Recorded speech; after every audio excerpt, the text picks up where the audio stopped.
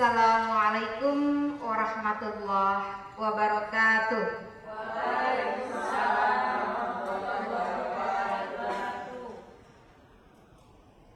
Bismillah, alhamdulillah, assalatu wassalamu ala rasulillah, amma ba'dah. Yang terhormat Ibu Kepala Sekolah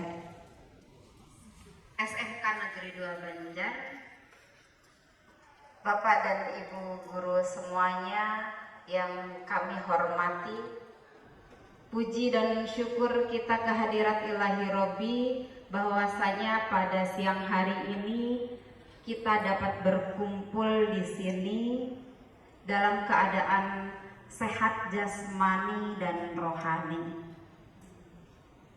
Sholawat beserta salam kita curah limpahkan kepada junjungan kita Habibana wa Nabiyana Muhammad sallallahu alaihi wasallam.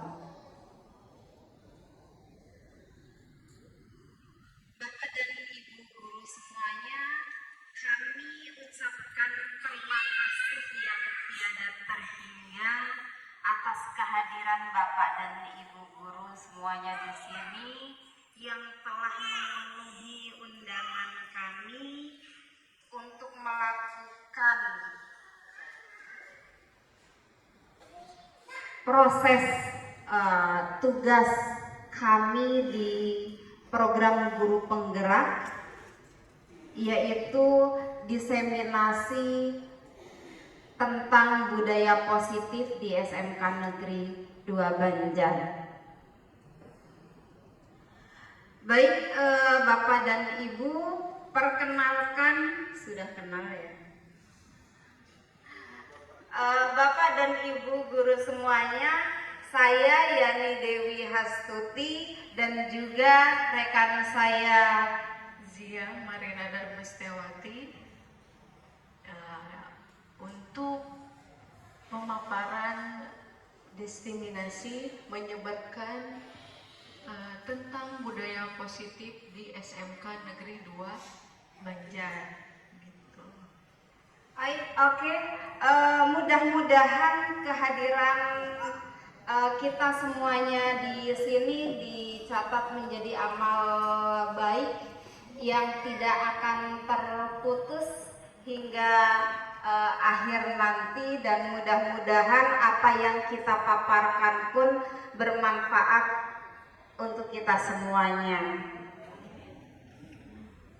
Baik, untuk sesi yang pertama saya persilahkan rekan saya Ibu Zia Marina untuk memaparkan materinya. Dipersilahkan. Ya, terima kasih Ibu Yani. Ya. Untuk materi pertama, sebelum ke materi, kita ice breaking dulu supaya Ibu guru yang hebat ini tidak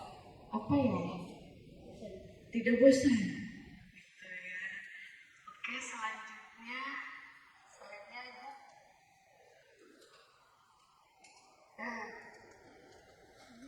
Yuk senyum selama 30 detik. Oke, ice breaking-nya yaitu Ibu harus berhadapan dengan temannya yang di sebelahnya. Yuk, berdiri dulu, berdiri.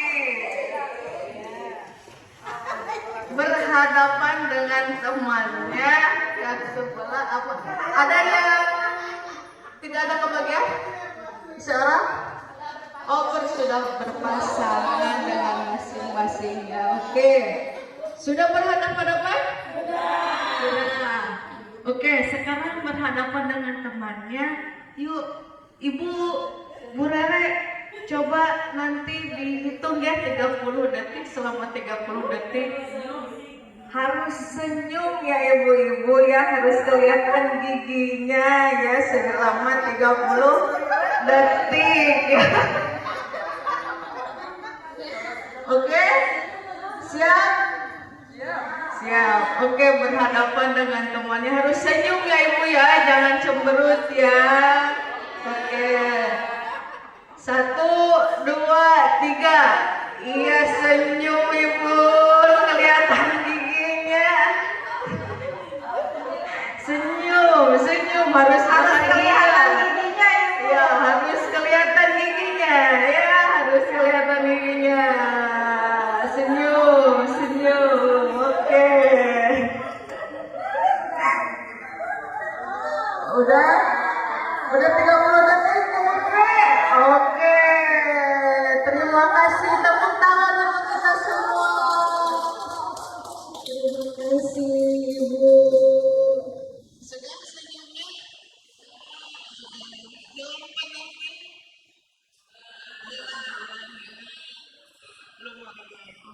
Oke, Ibu, Bapak, Ibu guru hebat, kita memasuki materi yang pertama ya. Sebelum ke materi, oke, ada kesepakatan forum diseminasi ya. Yang pertama yaitu menghargai siapapun ya, menghargai siapapun, dan yang kedua menjadi pendengar yang baik, dan yang ketiga berpakaian rapi dan sopan ya. Yang keempat izin saat hendak keluar kelas. Apabila ibu mau keluar harus izin dulu ya. Yang terakhir boleh makan minum dengan tenang ya ibu ya, jangan terburu-buru. Nanti kalau terburu-buru tersedak ya. Itu untuk kesepakatan forum diseminasi untuk sekarang. Sepakat ibu? Sepakat. Oke, terima kasih ya. Selanjutnya untuk pemaparan yang pertama ya, yaitu budaya positif. Seorang guru yang baik harus memiliki kemampuan dalam mewujudkan budaya positif di sekolah. Budaya positif tersebut dapat dijalankan dengan menerapkan konsep-konsep inti seperti disiplin positif. Yang kedua, motivasi perilaku manusia. Yang ketiga, keyakinan sekolah atau kelas. Dan yang keempat, kebutuhan dasar manusia. Yang kelima, posisi kontrol. Yang keenam adalah segitiga restitusi ya. Pemaparan yang pertama oleh saya yaitu disiplin positif. Oke, ibu bapak, ibu guru hebat, apa yang ibu tahu tentang disiplin positif? Coba, ada yang tahu ibu? Disiplin positif itu apa? Iya, siapa yang mau unjuk tangannya? Iya, Ibu Leni, silakan Ibu Leni. Apa itu disiplin positif, Ibu Leni? Oke, terima kasih Bu Jia telah memberikan kesempatannya.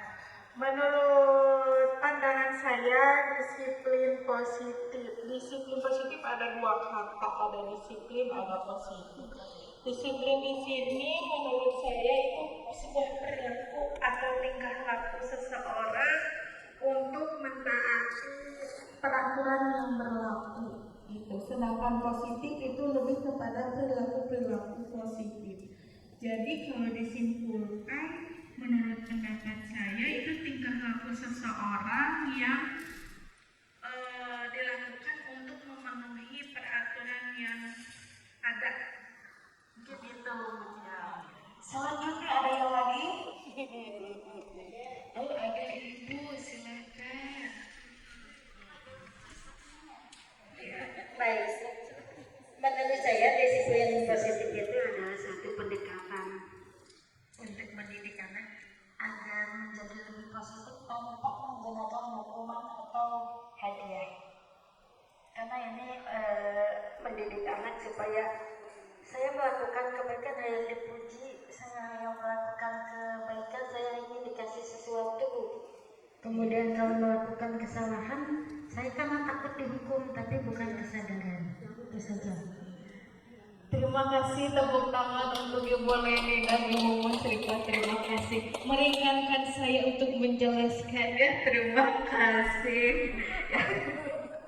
Oke, disiplin positif itu benar ya apa yang dikatakan Ibu Leni dan Ibu Musrifah tentang peraturan yang perilaku yang positif yang dilakukan oleh anak didik kita agar terhindar dari hukuman seperti itu. Ya, lanjut Bu.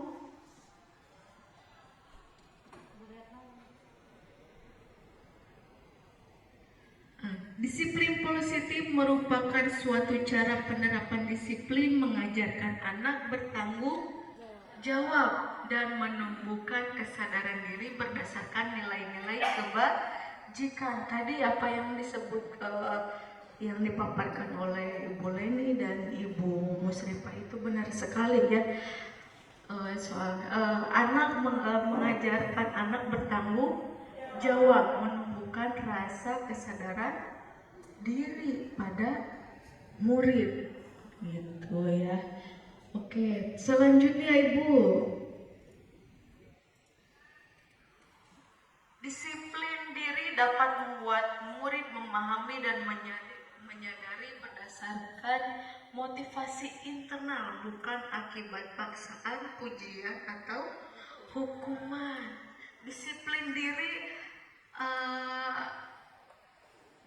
adanya dari motivasi internal dari dalam diri kita sendiri, bukan dari paksaan orang lain. Kita mengerjakan tugas harus selesai itu dari diri kita sendiri, jangan ada dari paksaan dari orang lain seperti itu ya. Oke, selanjutnya yaitu motivasi perilaku manusia. Coba sekarang siapa lagi ada yang tahu motivasi itu apa? Ibu guru hebat. Oke, siapa yang mau? Oh, saya semoga Ibu Haifa. Jadi motivasi itu adalah alasan seseorang untuk melakukan sesuatu. Alasannya kan Sesuatu. Oke. Ada lagi? Ada yang lain? Apa yang dimaksud dengan motivasi? Ibu Leni, oke Bu Leni. Jadi kegepetan. Oh yang nyemangat orangnya pintunya. Menurut saya betul ya tadi Bu Haifa itu alasan gitu ya. Saya juga berpendapat bahwa motivasi itu selain dari alasan itu ada dorongan mungkin ya. Jadi dorongan atau keinginan seseorang untuk melakukan sesuatu gitu. Mungkin itu ya dorongan gitu ya Untuk melakukan sesuatu. Ya, sesuatunya itu bisa ada hal positif atau hal negatif seperti itu. Terima kasih tepuk tangan untuk Ibu Haifa dan Ibu Mami. Terima kasih. Selanjutnya, motivasi dalam diri manusia itu ada dua. Yang pertama ada motivasi ekstrinsik. Ya, motivasi ekstrinsik itu ya motivasi dari luar diri kita sendiri ya. Yang pertama untuk menghindar ketidaknyamanan atau hukuman. Yang kedua untuk mendapatkan imbalan atau penghargaan dari orang lain ya. Tadi contohnya apa untuk menghindar hukuman? Tadi Ibu datang ke sekolah terlambat atau tidak? Tidak ya. Kenapa alasannya Ibu? Takut kimo. Ya, takut kimo. Ada yang lain? Malu sama siswa. Malu sama siswa ya. Kalau kita datang terlambat, malu ya. Gitu ya, seperti itu untuk menghindar ketidaknyamanan atau hukuman ya, seperti itu. Yang kedua, untuk mendapatkan imbalan atau penghargaan dari orang lain ya. Misalnya kita bekerja ya, kita bekerja pasti ada imbalannya, ada motivasi, ada gitu kan ya, seperti itu. Yang kedua yaitu motivasi internal, intrinsik, maaf ya, motivasi intrinsik untuk menjadi orang yang mereka inginkan dan menghargai diri sendiri dengan nilai-nilai yang mereka percaya.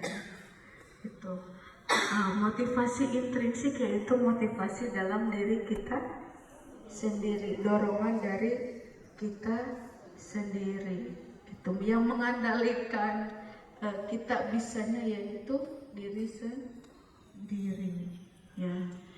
Nah, dalam pembelajaran ya, dalam kurikulum sekarang, kurikulum merdeka, profil pelajar Pancasila ini sudah tertuang di kurikulum merdeka gitu ya. Yang pertama ada beriman dan bertakwa ya. Yang kedua mandiri. Yang ketiga berpikir kritis. Yang keempat beraneka ragam. Yang kelima yang keenam adalah kreatif. Profil Pancasila sudah ada di kurikulum merdeka ya. Itu selanjutnya Bu. Nah, selanjutnya materi yang kedua yaitu keyakinan sekolah atau kelas. Ibu guru yang hebat, sebelum melaksanakan pembelajaran suka melaksanakan keyakinan kelas belum? Sudah melaksanakan? Sudah ya. Supaya apa Ibu? Supaya berperilaku positif ya, gitu. Supaya lebih menyenangkan lagi dalam proses pembelajaran. Tidak ada paksaan. Jadi anak itu enak, senang belajar dengan kita. Itu tidak ada paksaan. Oke. Selanjutnya Ibu. Keyakinan kelas. Guru berperan dalam mewujudkan terbentuknya keyakinan sekolah atau kelas dengan adanya kesepakatan antara guru dan murid. Keyakinan kelas ini dibentuk oleh seluruh kesepakatan antara murid dan guru, gitu ya. Yang membuat murid, gitu ya. Jadi tidak ada paksaan, ya, seperti itu.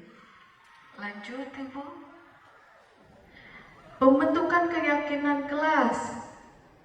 Yang pertama bersifat abstrak, yang kedua berupa pernyataan universal, yang ketiga dibuat dalam pernyataan positif, yang keempat sedikit saja akan mudah diingat. Jadi jangan panjang ya Ibu ya, harus sedikit saja supaya anak lebih mudah mengingat apa menjadi keyakinan kelas. Yang kelima, sesuai dengan kondisi kelas dan sekolah sehingga mudah diterapkan.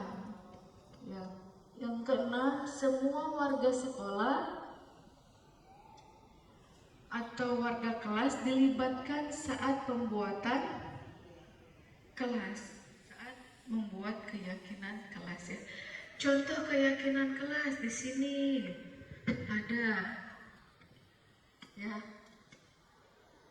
Ada beberapa contoh keyakinan kelas ya. Yang pertama ada datang tepat waktu. Kelihatan ya Bu? Tidak ya. Kelihatan? Tidak ya. Datang tepat waktu. Oke.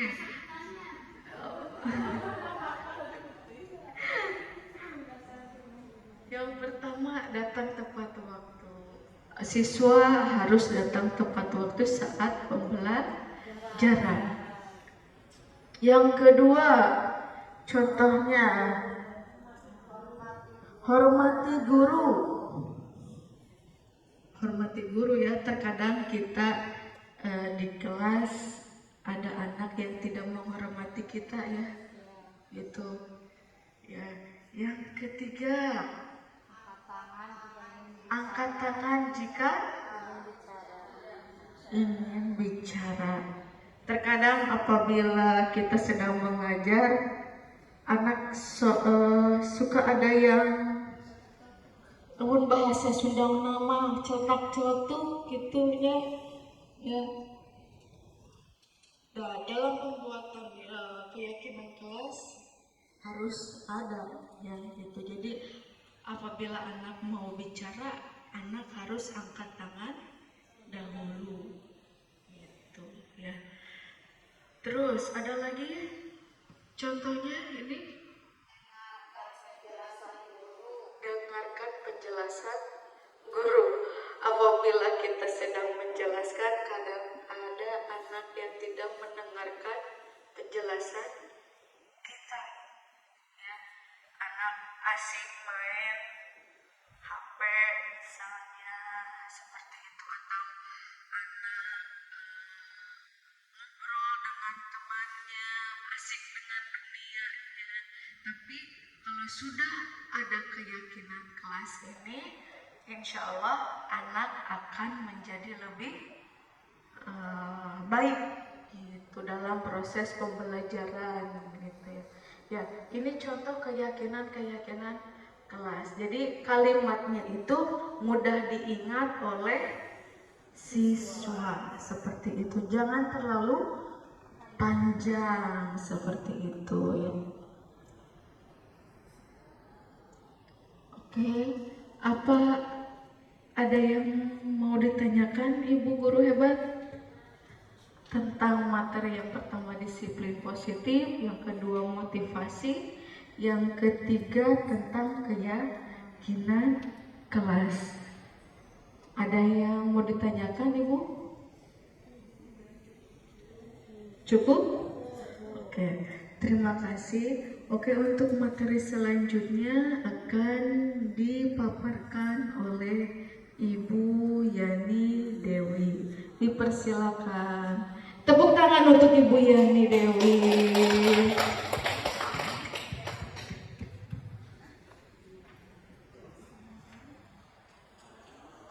Terima kasih Ibu Zia. Oke, baik, dilanjut, masih semangat ya Bapak dan Ibu Guru. Semangat. Oke, lanjut.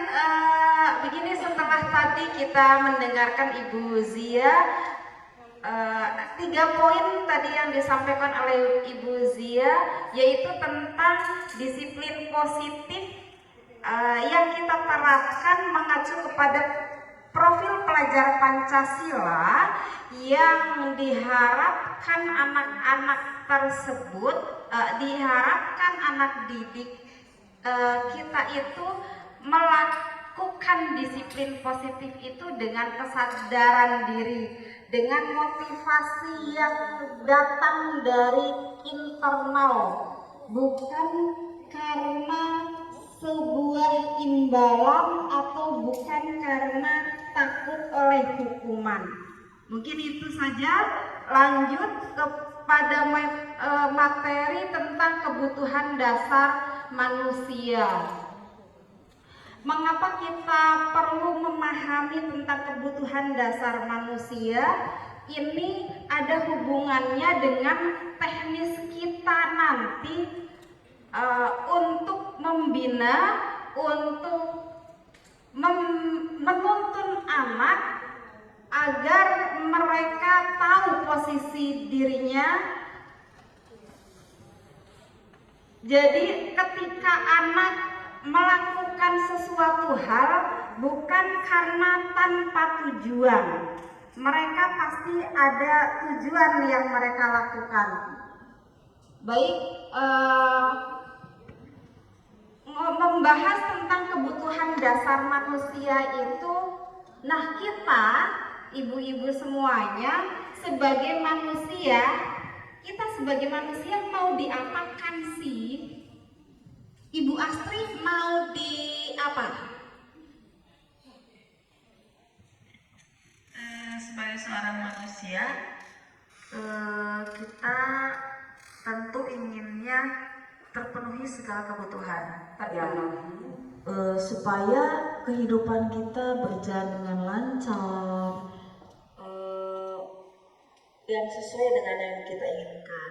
Kebutuhan dasar itu ya segala sesuatu yang diperlukan untuk kehidupan kita gitu. Oke, terima kasih Bu Astri. Yang lain mungkin ingin di titik-titik gitu, ingin di apa? Penuhi. Oke, dipenuhi apanya? Kebutuhannya. Ingin diperhatikan, ingin di apa? Ingin diakui. Ibu Widi ingin diperhatikan. Ibu Rizka ingin dicintai. Ibu Sri ingin disayangi. Ibu Charsi ingin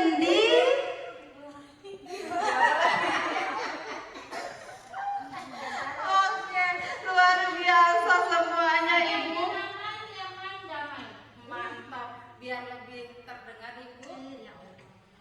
Ya, saya sebagai manusia yang pastinya ingin menjadi manusia yang aman, nyaman dan damai. Oke, luar biasa. Tepuk tangan untuk kita semuanya. Oke, tidak perlu tegang ya. Cukup saya saja yang tegang di depan.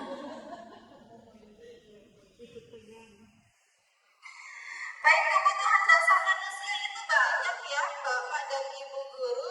Namun dirangkum di sini menjadi ayo, come on. Luar biasa. Oke, kebutuhan dasar manusia betul seperti yang tadi disampaikan oleh Bapak dan Ibu semuanya. Kebutuhan dasar manusia adalah segala sesuatu yang kita lakukan untuk mendapatkan apa yang kita inginkan. Ada yang ingin disayangi, ingin dicintai, ya kan, ingin diperhatikan. Seluruh tindakan yang kita lakukan itu memiliki tujuan tertentu, dan semua usaha terbaik yang kita lakukan adalah dalam rangka agar kebutuhan dasar kita terpenuhi dengan baik. Lanjut.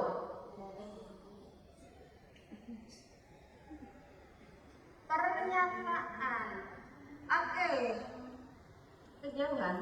Oke, di sini ada pernyataan begini. Jika seorang murid melakukan suatu perbuatan yang bertentangan dengan nilai kebajikan atau melanggar peraturan, hal itu sebenarnya dikarenakan mereka gagal memenuhi kebutuhan dasar mereka. Contohnya seperti kita kadang kan begitu. Kita maunya diperhatikan di rumah, kepingin disayang oleh suami, kepingin shopping, gak dikasih duit, gak ada uang, gitu. Akhirnya apa yang terjadi? Apa yang Ibu lakukan waktu itu? Bisa jadi protes, uring-uringan, marah-marah nggak jelas, anak nggak salah juga bisa jadi dimarahin. Siapa ya? Oh my God, maybe me. Oke. Jadi bisa saja seperti itu, dan tanpa kita sadari kita melakukan hal-hal yang di luar kebajikan universal yang kita yakini. Gitu. Kita tahu kebajikan universal, kita tahu hal-hal yang baik. Cuman karena kebutuhan dasar kita tidak terpenuhi, akhirnya kita keluar dari jalur tuh, uring-uringan. Nah, naon, kenapa ibu tiba-tiba marah sama aku, kan begitu kata anak. Gitu. Kenapa? Kalau suami kita mengetahui tentang materi ini, dia akan melakukan restitusi kepada kita.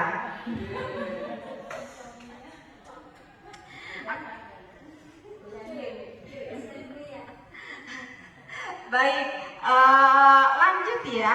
Kebutuhan dasar kita itu banyak, kebutuhan kita itu banyak. Jadi kita rangkum saja di sini menjadi yang pertama ada bertahan hidup, kasih sayang dan rasa diterima. Bisa itu di rumah, bisa itu di lingkungan, begitu kan? Kemudian penguasaan, kebebasan, juga kesenangan. Sudah paham itu pintar semuanya. Oke, posisi kontrol restitusi. Ketika restitusi itu dihilangkan, posisi kontrol aja. Kontrol itu apa maksudnya dengan kontrol? Bisa langsung. Kontrol itu apa ya, Ibu Rati? Kontrol itu pengendalian. Oke, posisi kontrol. Kontrol itu pengendalian. Baik, jadi kita sebagai guru ada sistem kendali juga di kita terhadap anak didik kita. Lanjut.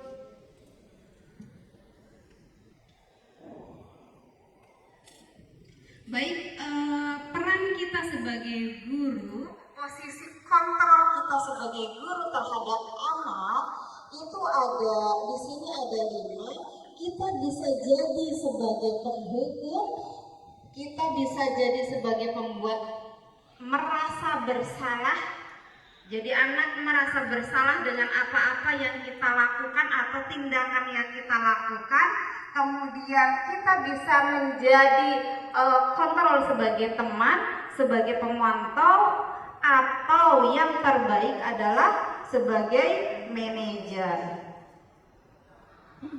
Baik, saya tahu bahwa Bapak Ibu semuanya insya Allah sudah memahami tentang 5 posisi kontrol guru ini. Untuk yang pertama dan kedua sebaiknya dihindari karena ini negatif ya. Kemudian teman, sebagai teman dan juga pemantau, it's okay, bisa dilaksanakan. Dan yang terbaik di antara kelima ini menurut Ibu semuanya adalah sebagai manajer. Oke, paham semuanya. Oke, nah ini di antara 5 posisi kontrol yang sebaiknya dihadirkan oleh guru yaitu sebagai posisi manajer. Nah, namun selama ini itu ada miskonsepsi, ada pernyataan yang salah, ada konsep yang salah di dalam pendidikan kita. Dulu, kalau sekarang tidak ya. Oke, dulu itu guru itu menganggap bahwa mengontrol murid itu mudah. Ternyata yang kita laksanakan susah.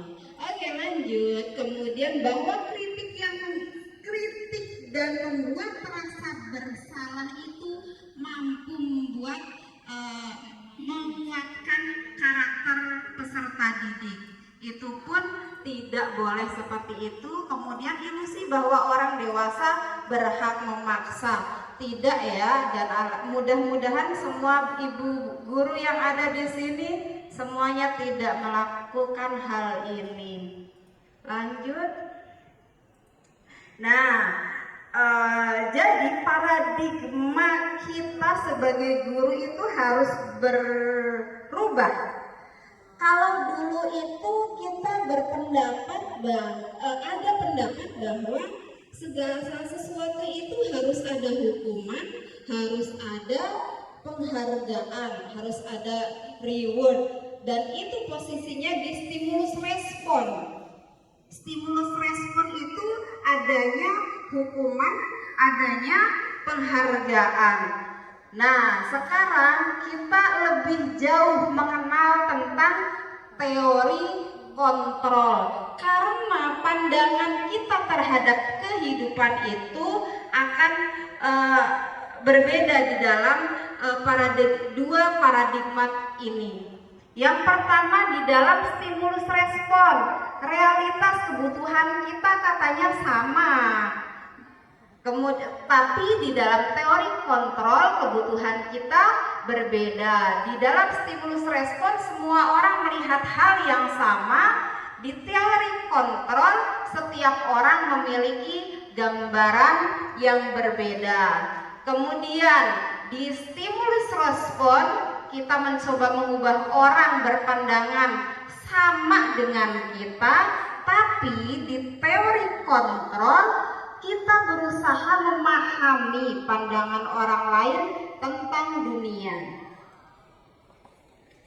Lanjut, ketika di stimulus respon itu perilaku buruk dilihat sebagai sebuah kesalahan, di teori kontrol tidak, semua perilaku pasti memiliki tujuan. Orang lain bisa mengontrol saya menurut stimulus respon. Menurut teori kontrol hanya Anda, hanya kita sendiri yang bisa mengontrol diri kita. Saya bisa mengontrol orang lain, Anda tidak bisa mengontrol orang lain. Di dalam stimulus respon itu ada pemaksaan.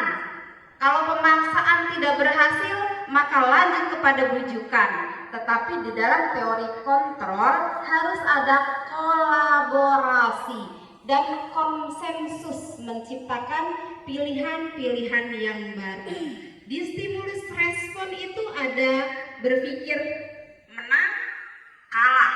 Tapi di teori kontrol kita berpikir win-win solution. Oke, di sini ada kasus. Contoh kasusnya Yeti. Mudah-mudahan nggak ada yang sama namanya di sini ya. Yeti masuk ruangan Bu Susi dengan muka bersungut-sungut. Dia tampak kesal sekali dan terlihat menahan amarah. Ibu Susi mencoba menghampirinya. Ada apa Yeti? Jarang sekali ke ruangan ibu. Yeti menjawab pendek, kesal Bu, saya dituduh tukang fitnah sama Ira.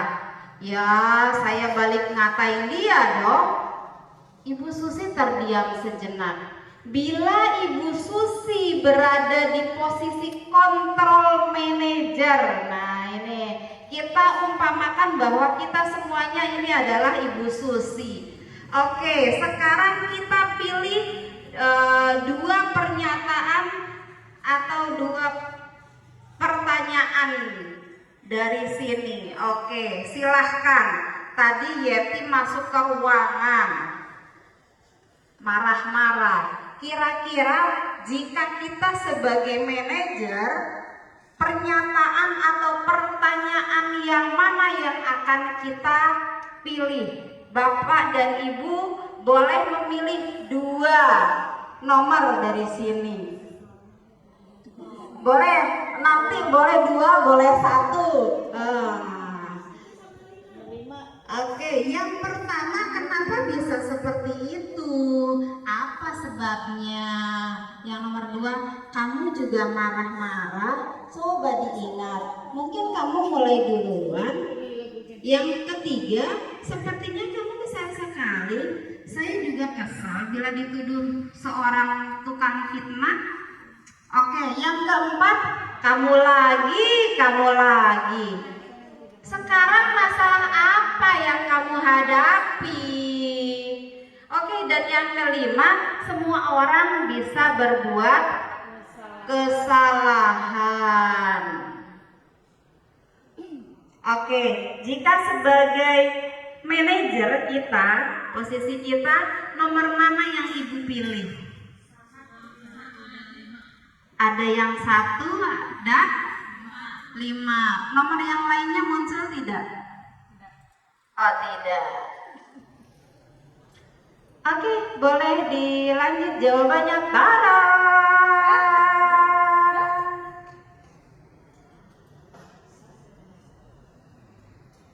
Baik, jawabannya kenapa bisa seperti itu? Apa sebabnya? Paham ya? Oke, yang itu.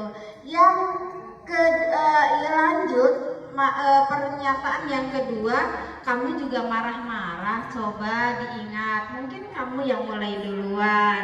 Harus menyadari, ayo, mana siapa yang duluan nih? Dia marah, mungkin kamu yang marah duluan nih. Diingat-ingat dulu. Oke, untuk yang kelima, mengapa tidak? Apa tadi nomor 5 tuh? Coba sebelumnya. Semua orang bisa berbuat kesalahan. Itu seperti menjudge gitu ya, menjudge. Oke, kalau ya, jadi seperti itu ya. Dilanjut. Nah, seperti yang tadi kita bahas, itu ada hukuman, konsekuensi, dan restitusi. Ini kita sambungkan sebelum nanti kita nyambung ke segitiga restitusi ya. Oke, kalau hukuman itu adanya tiba-tiba, tidak terencana, tidak dari dua belah pihak. Murid tidak tahu apa yang akan terjadi, tidak dilibatkan, bersifat satu arah, berupa fisik atau psikis. Konsekuensi itu terencana, disepakati sesuai peraturan atau keyakinan kelas yang sudah tadi disampaikan oleh Ibu Zia. Murid tetap berbuat tidak nyaman, tetapi hanya saat itu saja, tanpa membuat rasa malu atau rasa sakit hati di anak tersebut. Kemudian sikap guru selalu memonitor murid.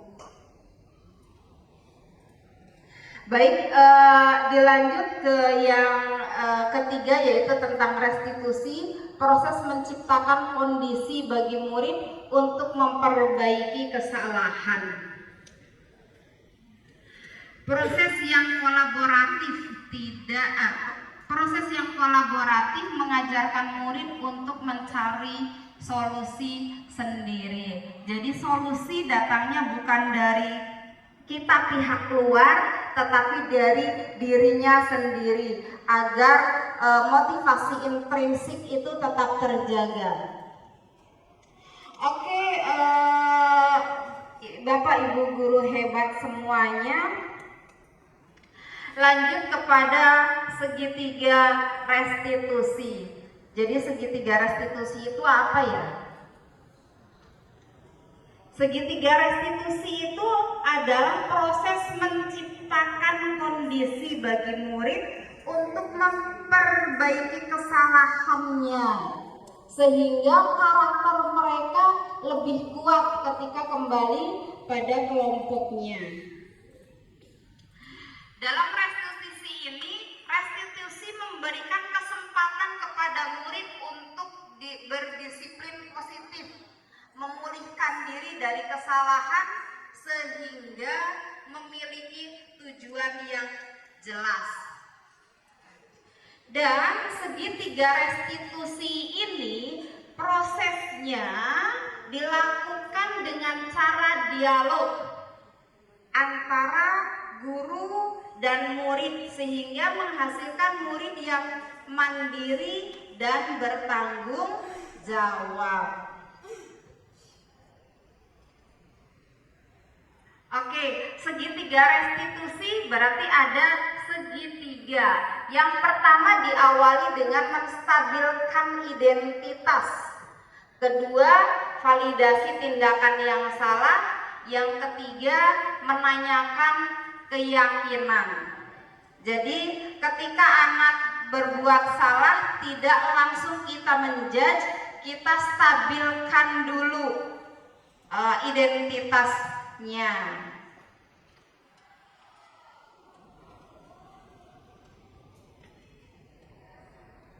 Jadi menstabilkan identitas itu membuat kesalahan adalah bagian dari proses pembelajaran. Kita bisa menggunakan kalimat-kalimat ini untuk menstabilkan identitas.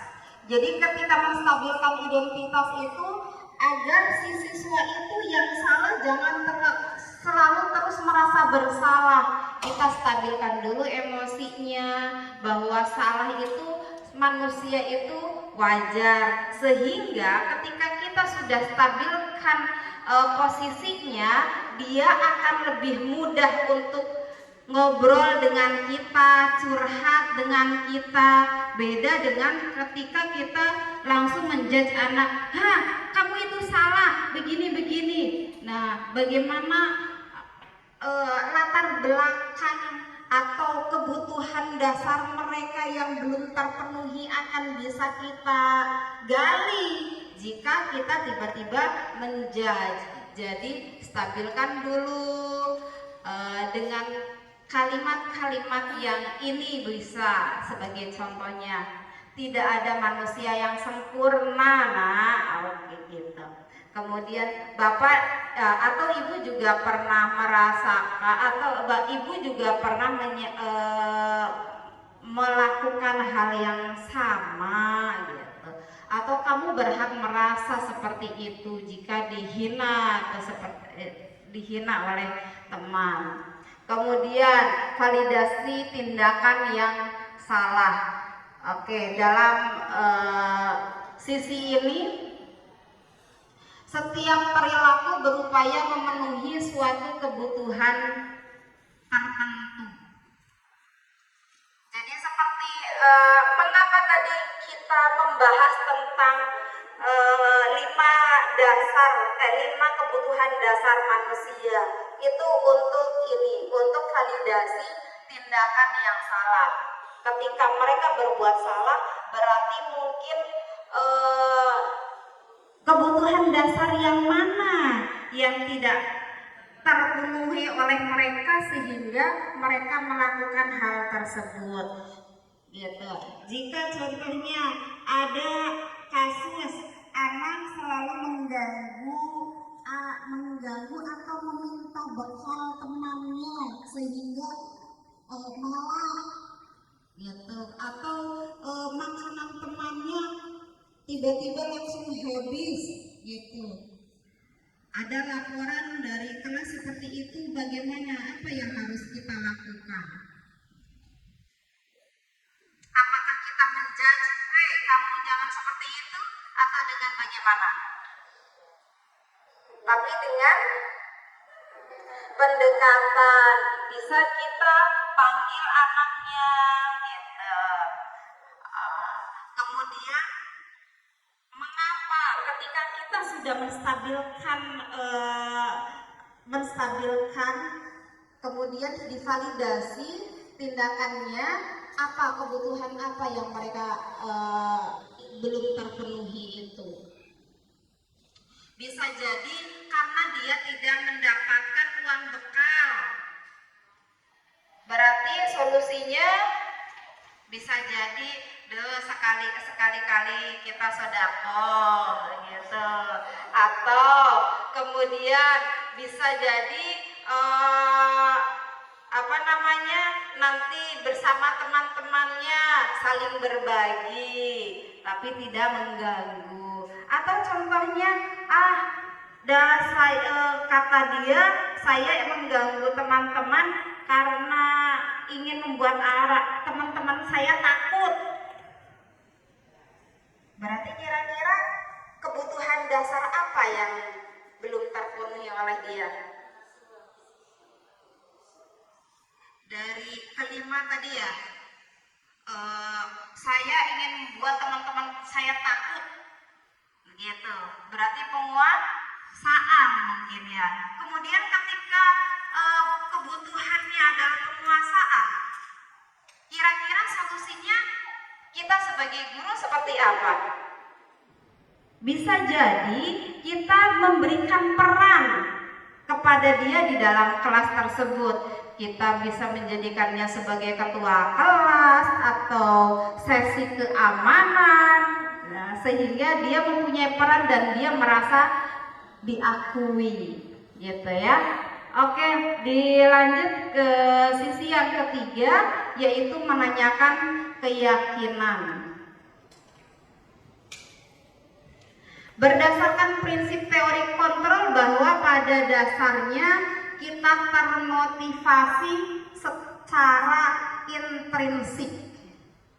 Jadi sebenarnya motivasi-motivasi di dalam diri kita itu ada, tidak semuanya dari eksternal. Oke, kita bisa menanyakan kepada anak, yuk, nah, apa keyakinan kelas kita? Itu jika keyakinan kelasnya sudah dibuat, atau bisa jadi, yuk, kira-kira apa ya? Ada hal yang ada salah apa ya di diri kamu itu, gitu? Nilai-nilai yang seperti apa yang kamu yang kamu langgar, gitu? Nilai-nilai apa yang telah kita sepakati bersama dan kamu tidak mentaati itu? Seperti apa gambaran sebuah kelas yang ideal menurut kamu? Kamu ingin menjadi orang yang seperti apa?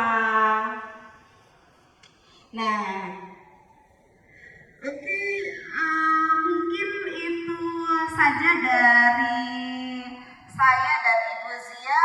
Mungkin kalau ada pertanyaan, boleh satu pertanyaan. Tapi jangan yang susah ya, nanti takut saya nggak bisa. Di PR kan nanti kalau nggak bisa.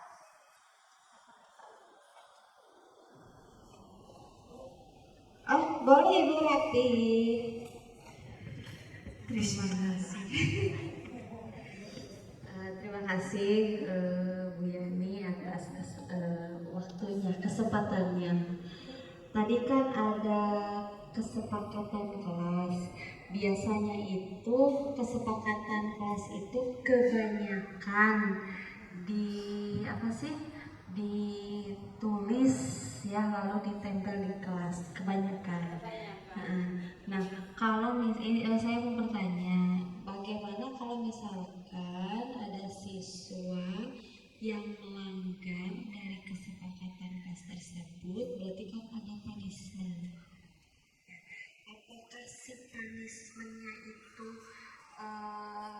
harus dibicarakan atau bagaimana, dan apakah punishmentnya itu dituangkan lagi seperti kesepakatan kelas, bisa secara tertulis atau bagaimana?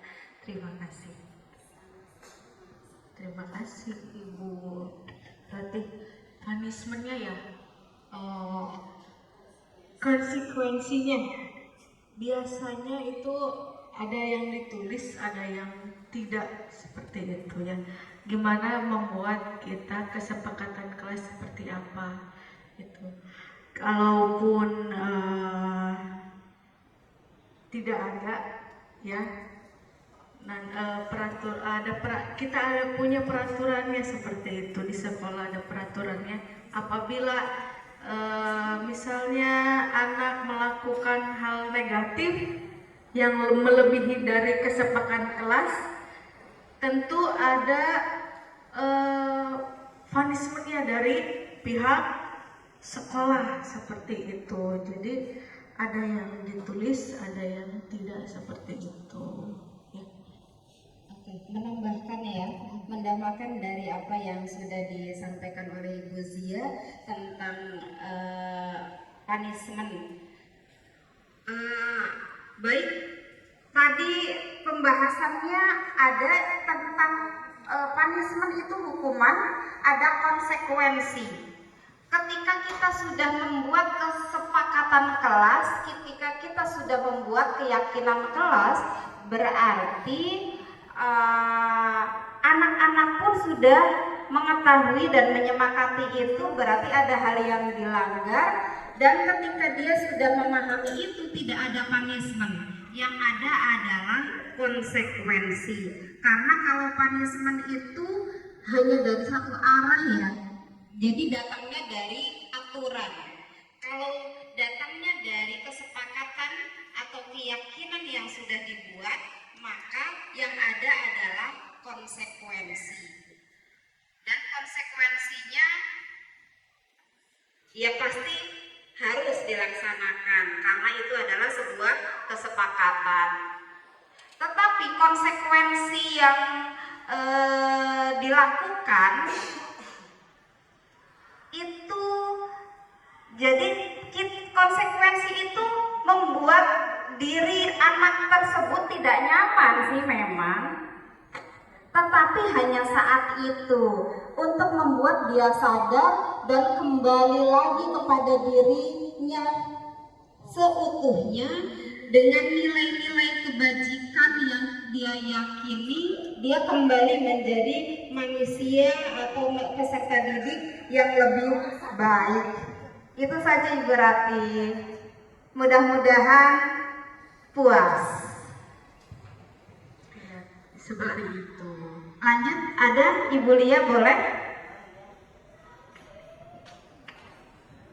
Terima kasih atas waktunya.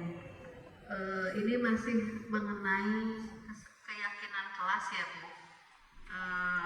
Mengapa dalam pembuatan keyakinan kelas harus menggunakan kalimat positif? Contohnya misalkan kalau jangan memakai make up, itu sudah kalimat positif atau negatif?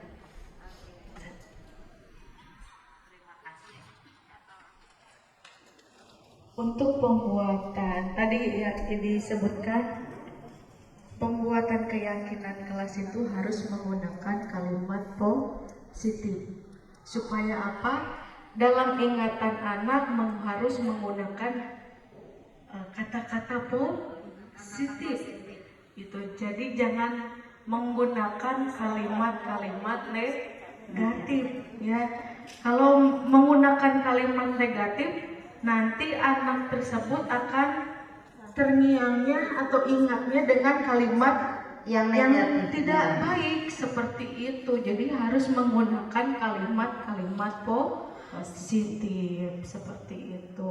Jadi pola pikirnya dibina supaya menggunakan hal-hal yang positif seperti itu.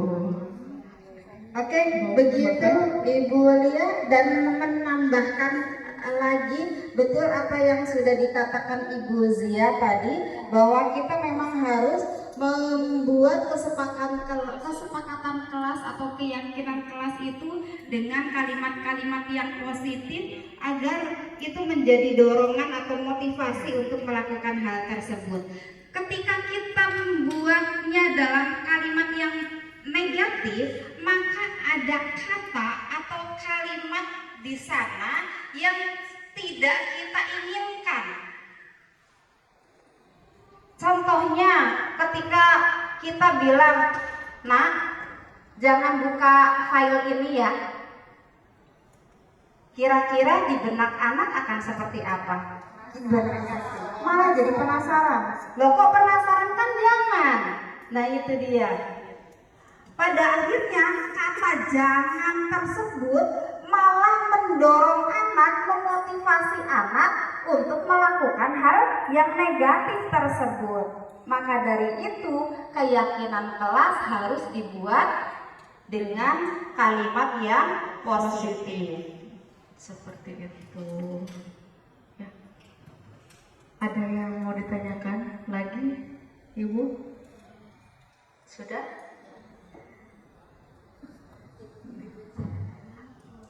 Terima kasih kepada Ibu yang sudah hadir di kesempatan kali ini.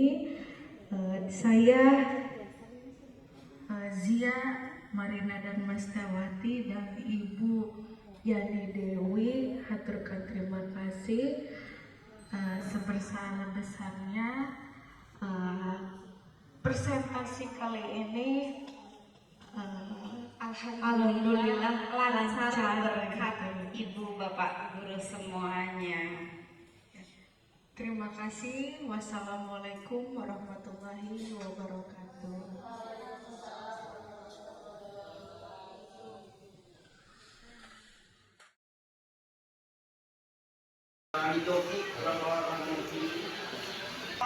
Udin.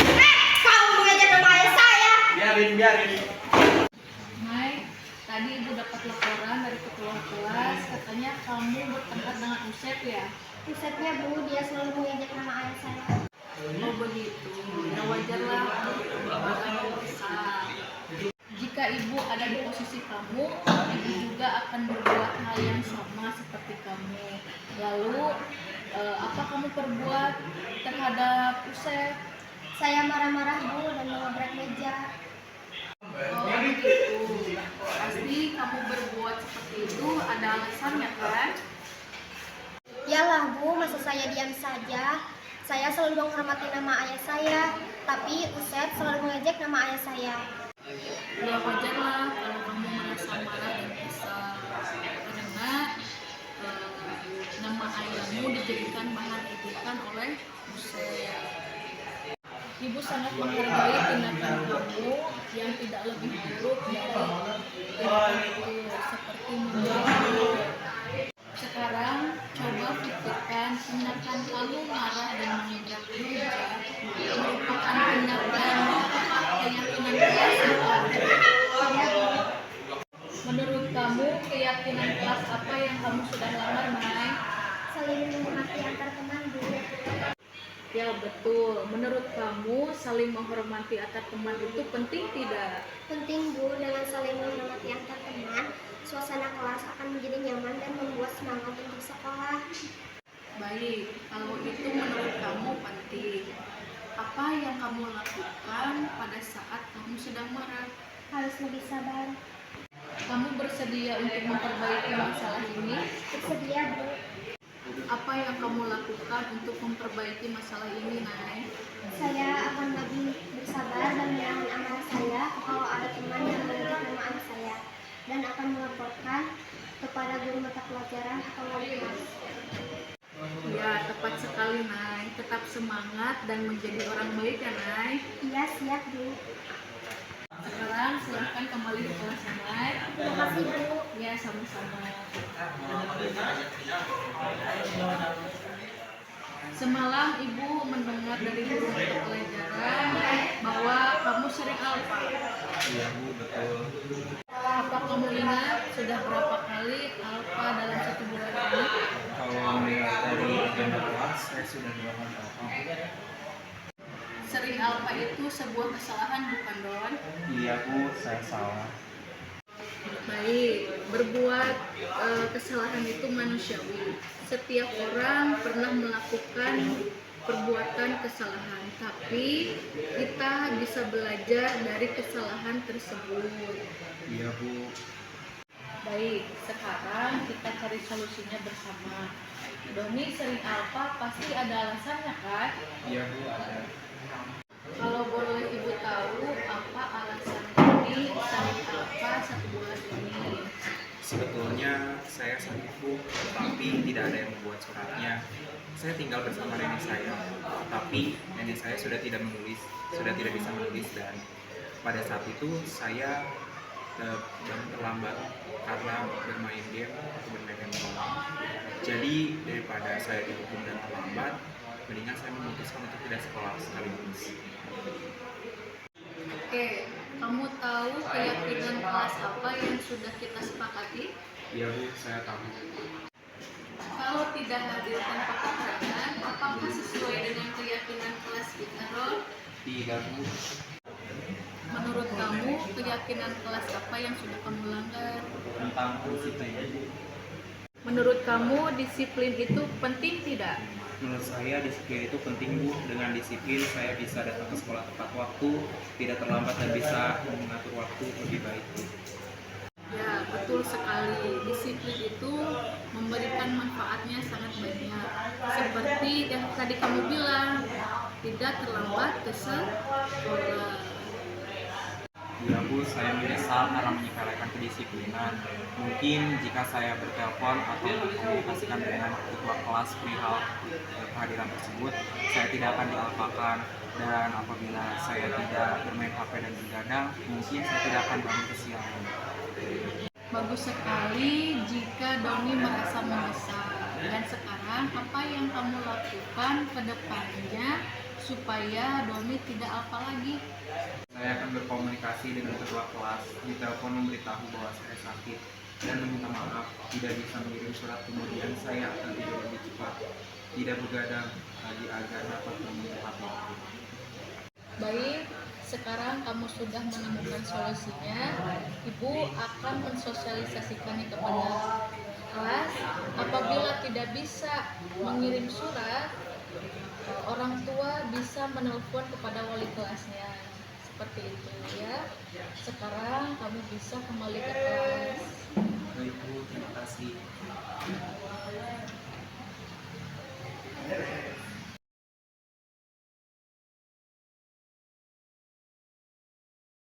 Assalamualaikum warahmatullahi wabarakatuh.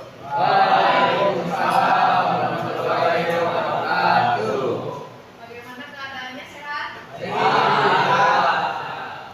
Dalam kesempatan kali ini, Ibu akan membuat keyakinan kelas. Ya, keyakinan kelas di kelas 11 1. Ada yang tahu apa itu keyakinan kelas? Peraturan Ada keyakinan kelas, ada peraturan. kelas. Apa bedanya? Ada yang tahu? Tidak? Keyakinan kelas yaitu peraturan yang dibuat oleh kalian. Kondisi kelas kalian bagaimana? Kalian mau seperti apa di kelas? Ya, itu kembali lagi ke kalian. Ya.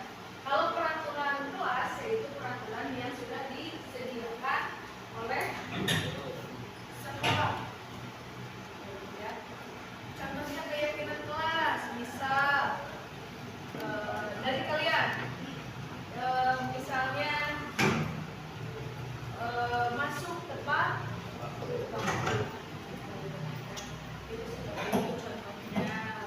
Sekarang Ibu akan mereview kalian ya. Ibu pengen tahu kondisi kelas kalian. Kalian bisa berkomentar bagaimana kondisi kelas kalian. Yuk, siapa yang mau berkomentar? Acungkan tangannya. Yuk, siapa yang mau? Acungkan tangannya. Acung. Acung. Ngacung. Ngacung. Acung. Oke, 1. Yang lain. Acung tangannya. 2. Oke. Terkadang teman-teman ada yang suka jahil. Terkadang teman-teman saya banyak yang suka melanggar aturan sekolah. Contohnya naik benteng. Oke, terima kasih kepada teman kalian yang sudah berkomentar tentang kondisi kelas kalian. Ya, tadi seperti yang dibicarakan, ada yang teman-temannya yang jahil, terus ada teman kelas atau di teman kalian yang di kelas suka ada yang melanggar peraturan sekolah. Seperti apa tadi? Contohnya suka ada yang naik benteng.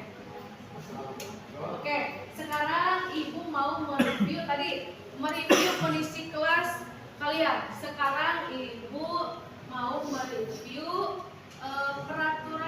penerapan peraturan sekolah yang sudah kalian alami, bagaimana penerapannya atau pelaksananya. Siapa yang mau berkomentar? Acungkan tangannya. Yuk, acungkan tangannya. Siapa yang mau berkomentar? Acungkan tangannya. Acungkan tangannya siapa saja yang mau acungkan tangannya.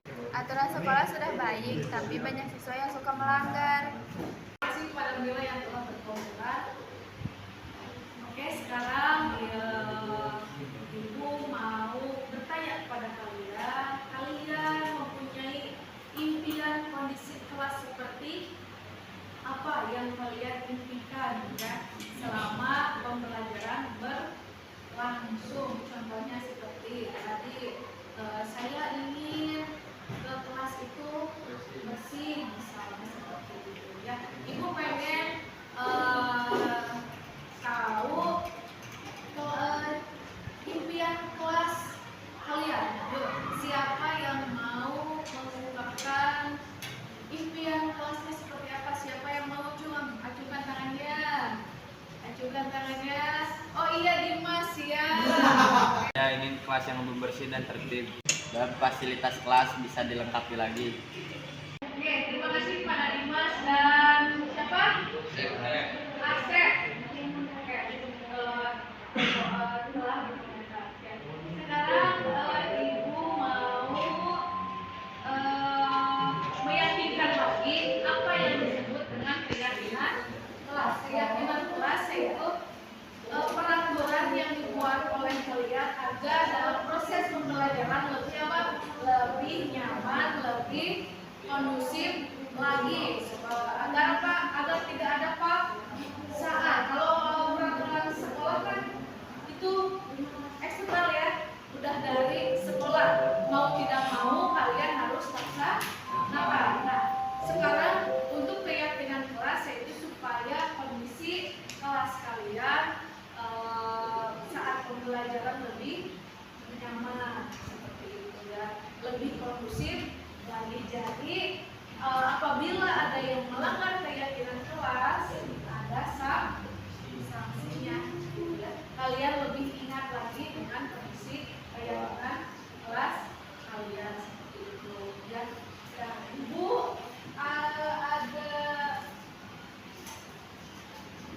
kertas tempel nanti dibagikan kepada kalian. Nanti kalian membuat keyakinan kelas yang kalian tentukan, yang kalian inginkan ya, gitu. Nanti bukan, tapi dengan kalimat-kalimat yang positif, jangan memakai kalimat yang negatif ya, kalimat yang positif. Oke?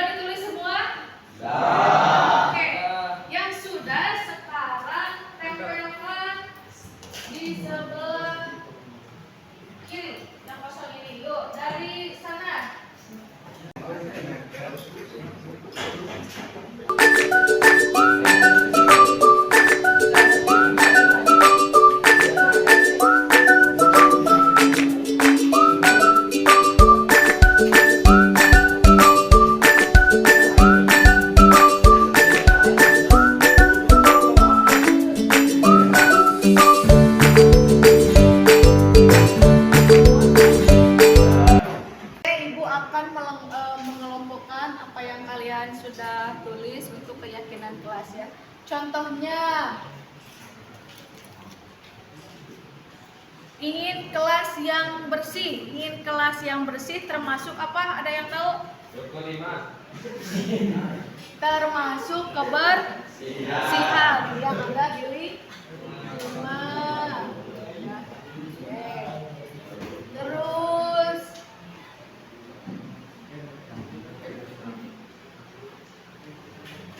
ada lagi, tidak saling membuli, berarti harus saling menghormati.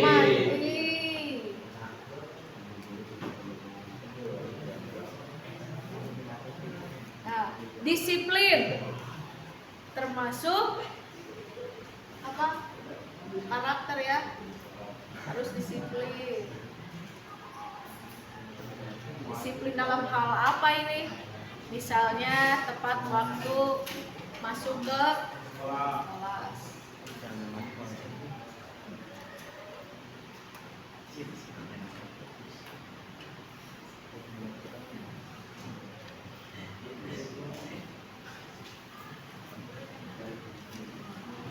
Menjaga attitude sesama teman dan guru. Ya, termasuk ya saling menghormati. Oke, sekarang Ibu minta bantuannya kepada kalian untuk membacakan dan mengelompokkan apa yang kalian sudah tulis. Lanjut, siapa lagi?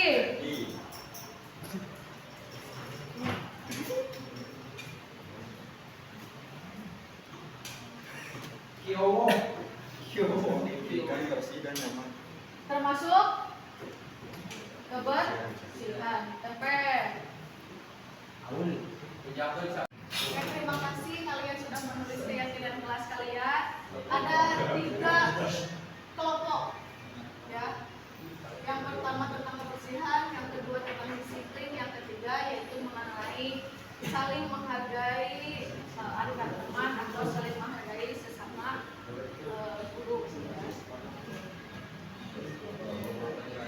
Keyakinan kelas kalian yang sudah buat yang pertama tadi tentang kebersihan. Yang berarti kalian harus bersih di dalam kelas. Ya. Yang kedua yaitu tentang disiplin. Ya. Disiplin masuk tepat waktu. Disiplin tentang mengerjakan tugas. Ya, jangan sampai kalian telat untuk mengerjakan tugas ataupun datang ke kelas. Yang ketiga yaitu tentang menghargai. Ya, kalian harus saling menghargai antar teman kalian dan menghargai kepada guru yang mengajar. Siapapun gurunya, mau laki-laki atau perempuan. Ya, seperti itu.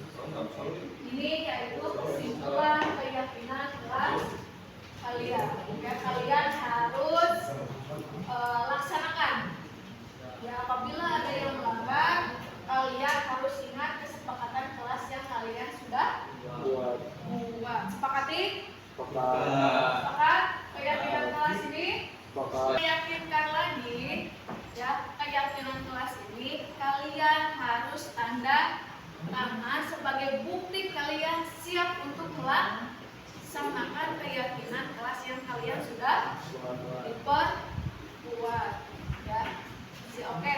Satu orang untuk tanda tangan di sebelah sini. Yang kosong mau di mana saja silakan. Yang penting di sini keisi tanda tangan kalian, beri nama kalian, ya. Oke, sekarang kita untuk tanda tangan ya, tanda bukti kalian menyepakati kesepakatan keyakinan kelas ini. Oke, Ibu mau mempersilakan dari sebelah kanan Ibu. Oke, silakan maju ke depan untuk tanda tangan.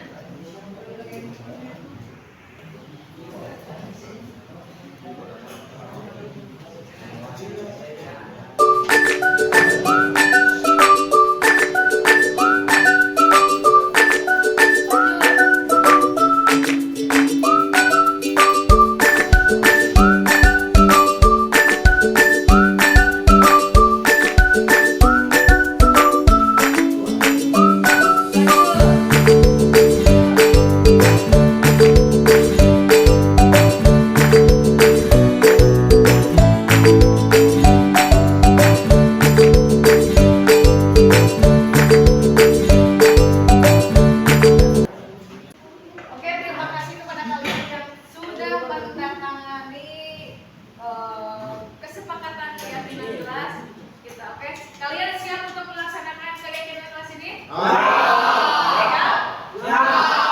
Terima kasih kepada kalian ya. Oke. Mudah-mudahan kalian bisa melaksanakannya.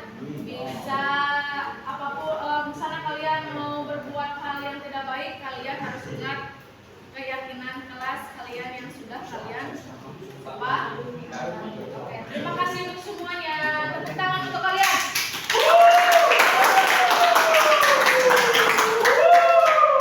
Assalamualaikum warahmatullahi wabarakatuh.